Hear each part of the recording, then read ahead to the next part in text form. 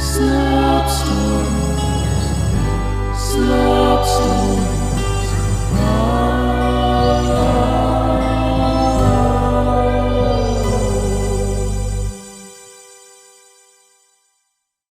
Slop Stories presents Zoology by Kenzie Campbell. Susan sat at the desk in her room under the soft lighting of her desk lamp and stared at the resume in her hands.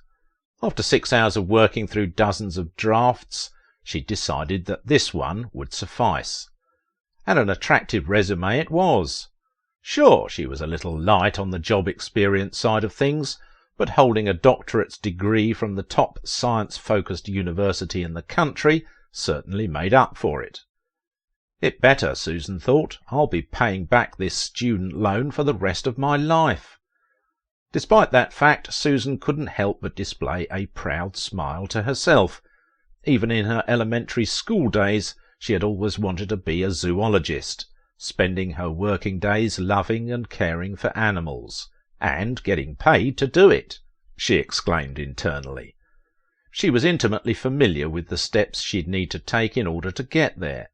Finishing school was one of those steps, and now she was ready for the next one. Susan began counting on her fingers the number of zoos that she'd decided to apply to across the country.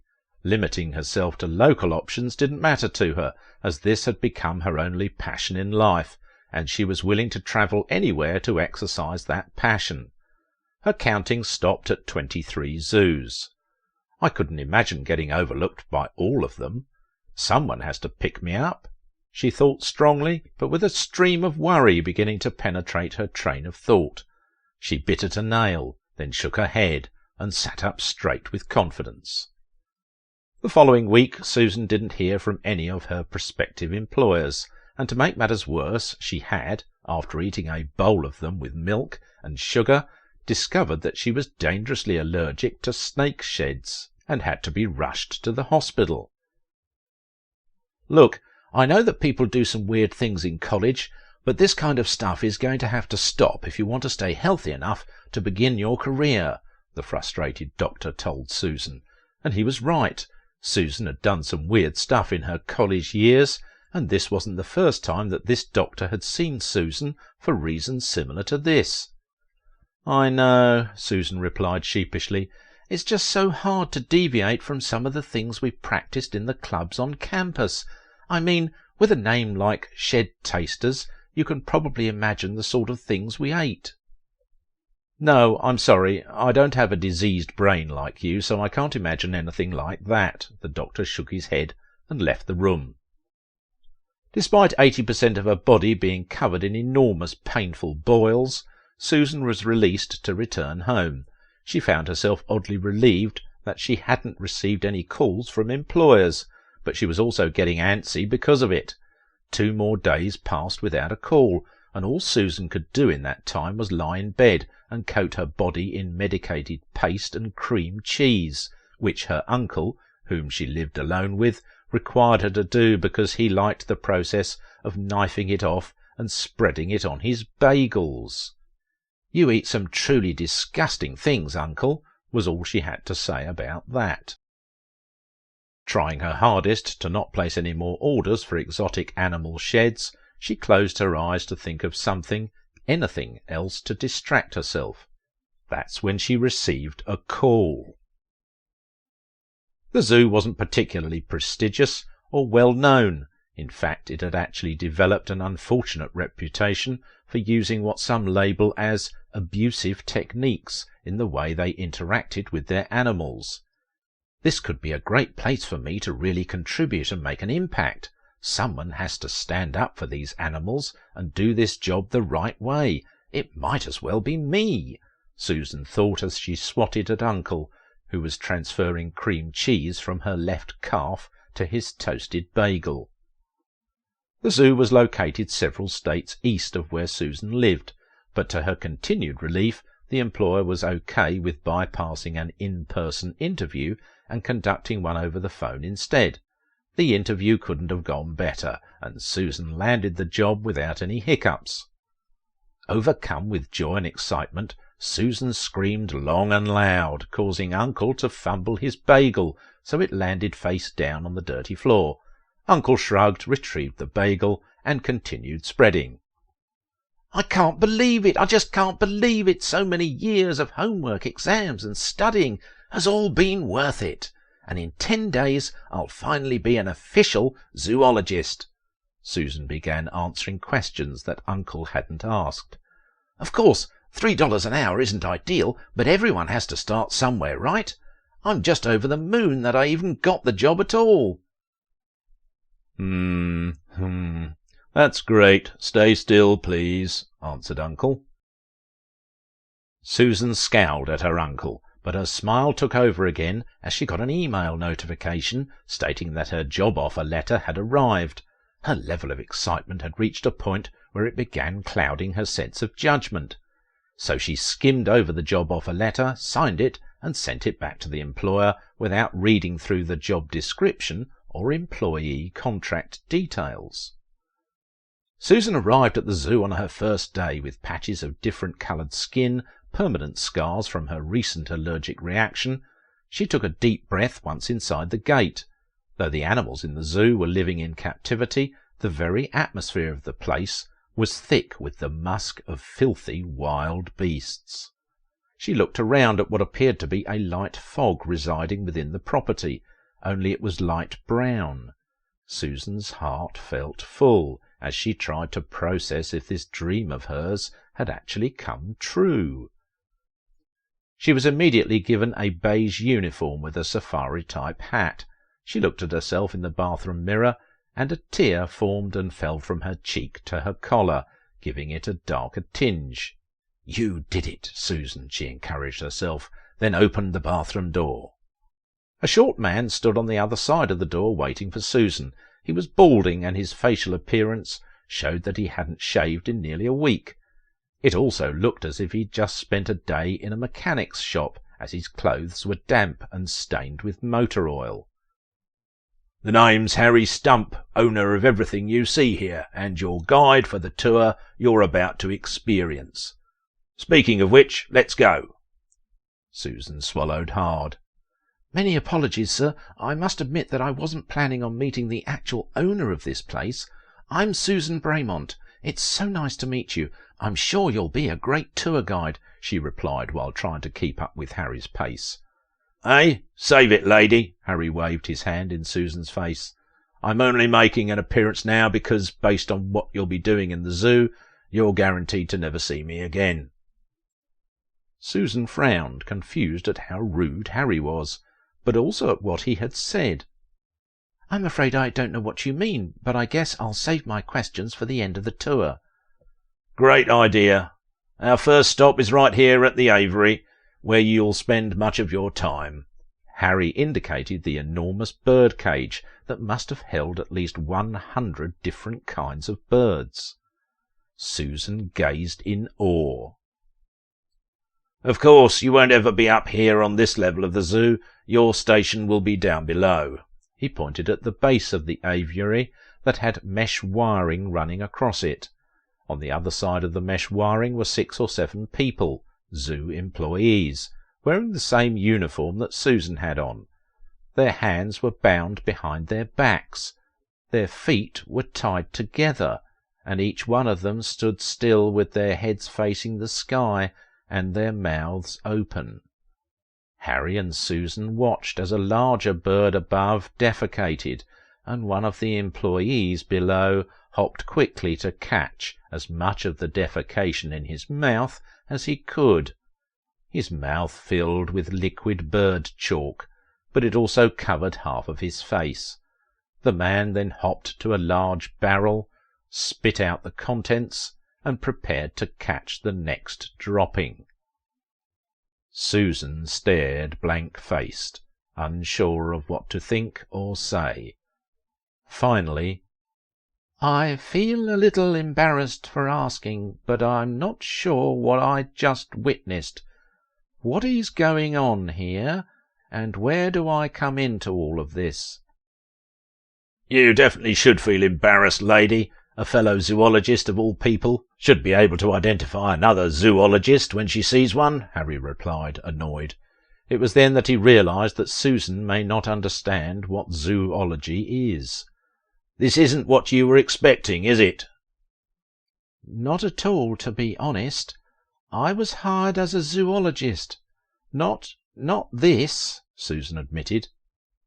Lady, I'm not sure what your understanding of zoology is, but this is the job. Susan began growing frustrated. But this isn't zoology.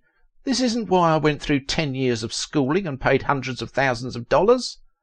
Ah, I see where the breakdown is. You went to school to become a zoologist in the traditional sense of what that means. I can appreciate that, lady. Now, before I continue, you strike me as someone who's developed a strange appetite for dining on the molted skin of various animals. Am I correct in that guess? Susan looked at the ground and nodded her head in shame. I thought so. Your kind always has the worst breath I've ever encountered. You people also never seem to actually learn about the position you've applied for before accepting the job offer. You're always so giddy and anxious to get into your dream job and all that garbage. Harry took a deep breath, then continued. Here at this zoo, the image of a zoologist that you're thinking of doesn't exist. We're not known for treating our animals with care like the other zoos in the country. However, one thing that we do care about is giving guests an atmospheric experience that's almost identical to being there in the wild. You notice how this place smells, the way the air is coloured here. Susan nodded again. That's not a mistake, lady. Over the years we've spent hundreds of thousands of dollars, just like you did for your schooling. The difference is that our money actually went to something useful and important. We've been able to develop a process of replicating the atmosphere of the wild right here, within these walls. And that process looks like what you see here. He pointed again to the employees bobbing around beneath the mesh wiring. These employees, along with yourself, are responsible for managing the zoo logs. Susan was pale and speechless, unable to form questions, even irrelevant ones. Feces, Susan, dump, shit, droppings, excrement, logs. Don't pretend that you don't know what I mean so that you can feel better about what you've gotten yourself into, Harry screamed into the air. Susan finally made the connection, realizing that this midget of a man had literally taken the word zoology and split it into zoo-log-y, then created his own twisted version of a scientist that his zoo needed. All Susan could think to ask was, "But what is the Y at the end for?" Why, to make it sound more scientific, of course. Everyone knows that the way to make something sound more scientific is to add a Y at the end. So what you're telling me is that my job, should I accept it, is to spend each day gathering— She paused and blushed, then hesitantly whispered, "Poop." Gah, don't be gross, lady. We call them zoologs so that the details of the job position can remain ambiguous. We're not linguistic barbarians. And you're wrong about one thing. This is your job from now on. You're way past the option to turn down the job. Let me guess, you didn't read the employment contract very thoroughly.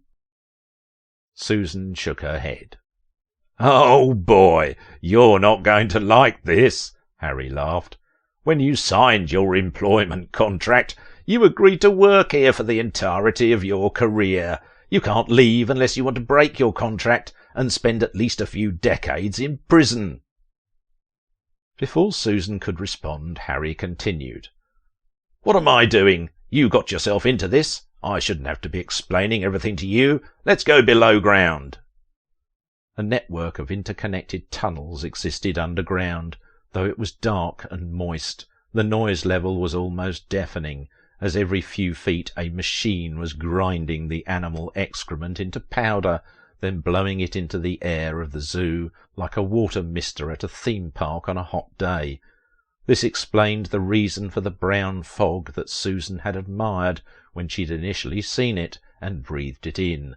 However, now that she knew what it was and where it came from, she didn't have any desire to do anything but spew.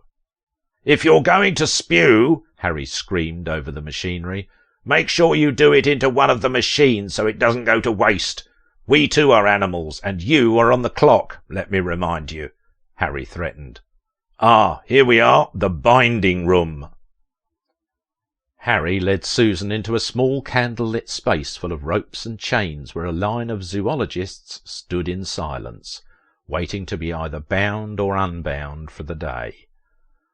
"This is where we part, lady. I must say I'm a little disappointed. You seemed so promising from the looks of your resume.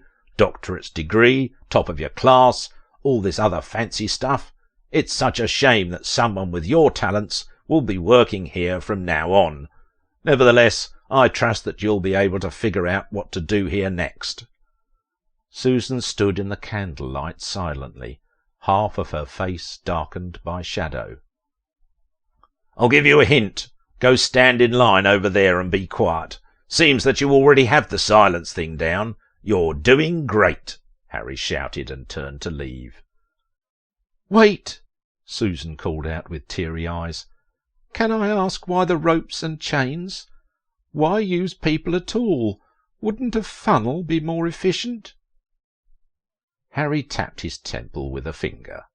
"There's that brain. I knew it was in there somewhere. I'm a very rich man, and you can probably tell. But money isn't everything, lady. I need laughter in my life, excitement. To be honest with you, I enjoy watching the struggle. It's humorous. It's entertaining. Is it necessary for you to be tied up? Of course not. No more than it's necessary for these animals to be caged.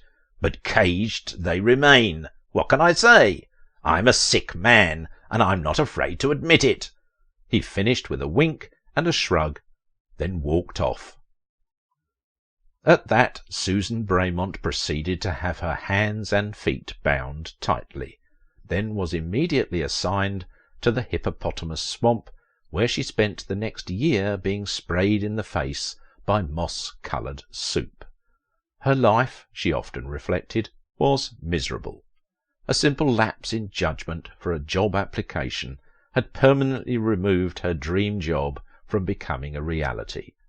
Uncle, who was the most important person in her life, had refused to speak with her since she moved away, solely because he missed the cream cheese so much. But the worst part about it was the student loan that she'd taken out in order to receive one of the best educations in the country. It still weighed heavily on her shoulders every day, and would continue to do so for the rest of her life, since $3 per hour wasn't even close to what was needed to repay it. Her education, for all of its beauty on paper, couldn't have been more unimportant or useless. Thank you for listening. I've been your clean break narrator, Simon Hensby. Help us to keep the slop churning by subscribing to our podcast and giving us 5 glorious stars. And don't forget to follow us on Instagram at Slop Stories for the latest news and updates. And now for today's Memoir of Misery. No. "Here we are, folks," the tour guide said as he looked over the edge of the towering cliff toward an enormous cactus patch. "Watch your step," he continued gravely. "These cacti have some of the longest thorns ever recorded." Deb would have obeyed the man if he'd spoken sooner, rather than after she'd already lost her footing and fallen face first into the patch.